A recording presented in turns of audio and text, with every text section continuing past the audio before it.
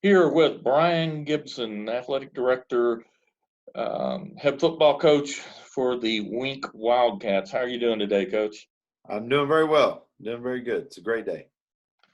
Of course, we're all in this strange circumstance with the shutdown from COVID-19 and starting to get back a little toward normal. What's it been like for you and your family out there? Probably a lot like everybody else. I know it's a little cliche, but it's been different.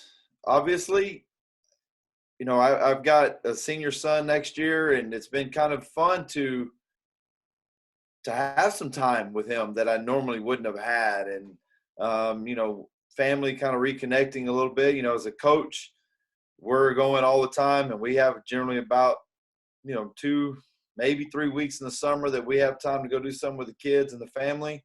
And when my wife being a principal, it makes it even tougher. So that narrows it down to about a week we get. So it's been kind of nice. But it's not anyway what I want to do every year. We've missed our kids so much here.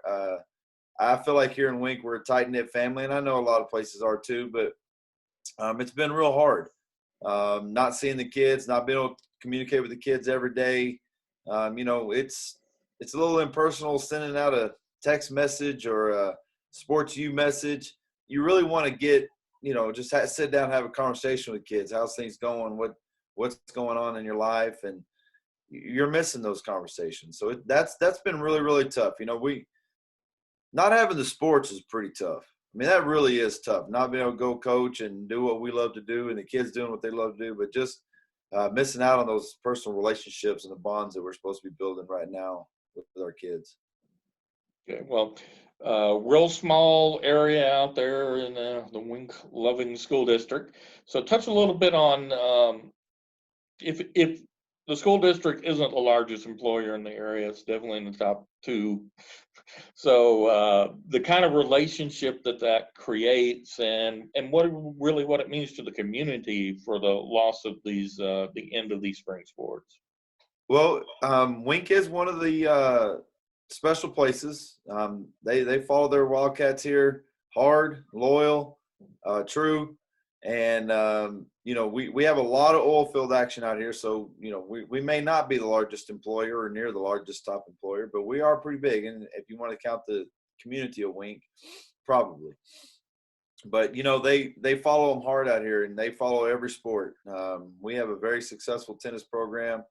A lot of our kids participate in, and they only got a couple of tournaments in. We have our track programs are really, really good. They didn't have a chance to come to the meets. We host generally on an every year basis. We host 5 track meets here in Wink, and we love them. We love hosting them, and that's something our community missed out on that normally they come and help and a big part of. It's been hard on them, but they do understand the dynamic of the situation. They do understand that we're doing what's best, and they're just ready. I mean, I think I've talked to a lot of people, and they're just ready to get things back to some normalcy and following their Wildcats again. And speaking of ready to be back to normal, UIL earlier this week said we're going to be able to start strength and conditioning and starting June 8th. Still need a lot of details on what that's going to look like, but at least we have a date to point to say we get started on the road to normal.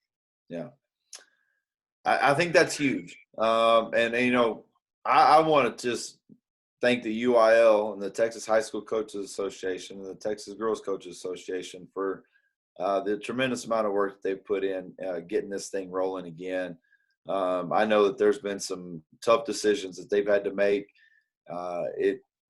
It's not a position a lot of people want to be in, and that's a tough leadership role. And I think our UIL leadership crew, our Coach Association leadership crew, I think they've done a phenomenal job in getting this thing going and doing it the right way.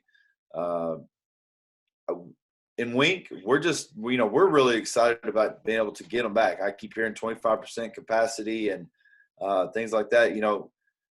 I think it's going to tend to benefit the smaller schools here versus the bigger schools, because I don't know I wouldn't want to be at DeSoto or Allen High School trying to figure out how to take all those athletes that they got just in football and try to get them into a workout at 25% capacity if that's what we're allowed. Here we can do those things. It's easier for us. We can run our boys and girls through things that, we're still spread out and we have the space to do things. But I'm really excited to have them back.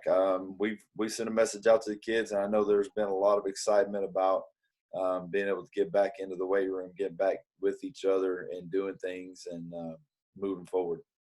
If you're doing groups of 10 in Allen, that might take a while. It's going to take them a while.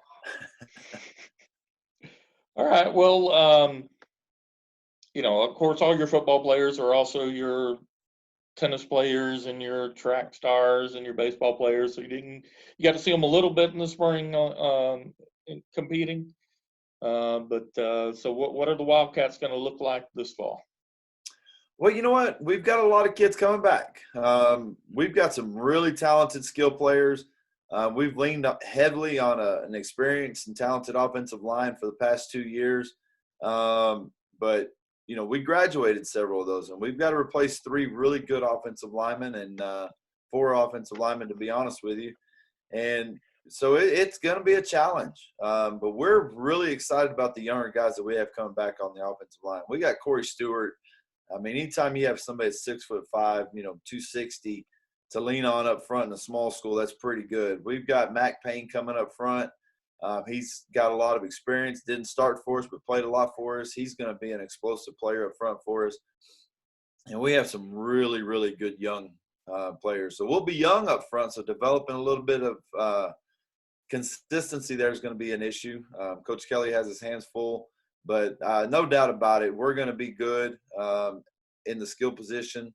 We're pretty excited about the things that we're going to be able to do offensively.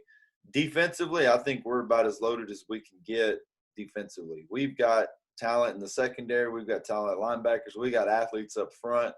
Coach Voles is going to have fun coaching the defense this year and getting those kids on the move and doing things. So, it's hard every year to repeat what you did the year before, especially if you made a good deep run as we did. It's hard to maintain that. It's hard to maintain that especially when you have senior kids. It's hard, but there's no doubt about it. We'll be very competitive. If the things fall right and we stay healthy and our depth continues to develop, I think we have a chance to be really, really good again. So last year was the deepest run, most wins and deepest run since 1995 there at Wink. Just talk a little bit of what that means to a community like out there in Wink Loving. Well, when you put the whole fall into perspective for the Wink Wildcats, our girls cross country team went to state for the first time as a team. We had a lot of individuals go before. Followed up right behind that, our volleyball team went and competed at the state tournament. And then our football team made a good run. And then turned around and our girls basketball team was dominant and played well. And our boys basketball team went to the regional tournament. It was a great fall. It was really, really a lot of fun fall into winter. And people enjoy that. People enjoy winning. People enjoy following things. And it was a lot of fun. Now, there was a lot of headaches and a lot of trials, and there was some knockdown, drag-out fights getting us there. And but you know what? We had just a tremendous senior class this year. They showed us the way. They showed us what hard work and commitment and dedication provides for a program. And I really hope that our kids learn from that. So we're hoping to repeat that this year. I think we have another senior class coming in next year that's talented. They're great kids. They're exceptional classroom. They're exceptional hard work. So we're really, really excited about this group coming in, boys and girls. Okay, well now, most important question. What's the go-to pregame meal there in Wink?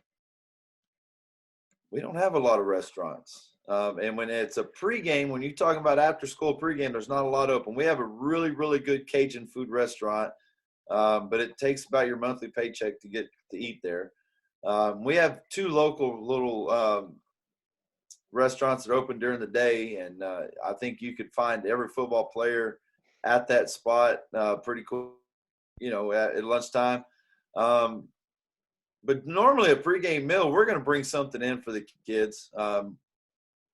We just like getting together and having them eat in the locker room and have something. We've done Chick-fil-A in the past, and we've done sandwiches, and we've done some things. Our coaching staff, we got a pretty cool, unique thing here. We feed the school. Anybody wants to show up in the morning, breakfast. The coaches get up and we cook the breakfast in the morning. And you want to join us, we're going to have a little breakfast before school starts. And, we expect our football and volleyball and cheerleaders to be there. But then, anybody else that wants to join can be there for a little fellowship and excitement. So that's kind of our pregame meal thing. We're going to get a breakfast in them early, and we're going to cut them loose at lunch and let them eat. And then we're going to provide something for them to eat here. So, but it is tough a lot of times to find food.